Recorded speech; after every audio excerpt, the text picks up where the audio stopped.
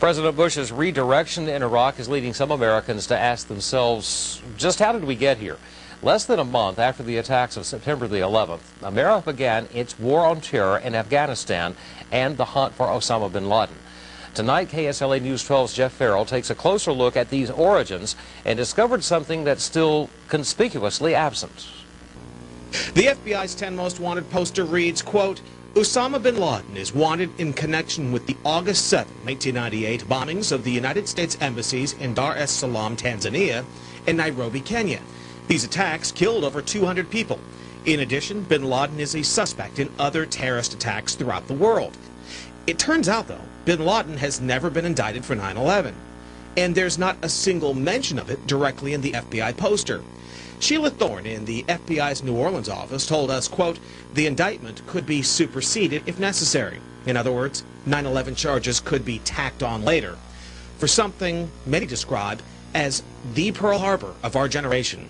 As for why there is no mention at all of 9/11 in the FBI's 10 Most Wanted poster of Osama bin Laden, we wanted to get a comment from the White House as well. When we talked to a gentleman by the name of Blair Jones at the White House press office, he told us that we need to go back to justice, in other words, the FBI. We told him we wanted a separate comment, and he said, quote, we speak with one voice. Either you are with us, or you are with the terrorists. Just 9 days after 9/11, the president addressed a joint session of Congress where he blamed al-Qaeda, even mentioning its leader Osama bin Laden by name.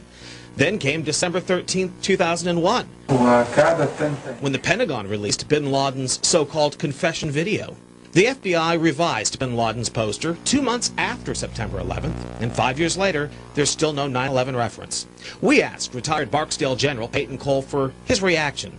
It's puzzling, and it begs a question of why not. And we're waiting for that answer too. Jeff Farrell, KSLA News 12 reporting.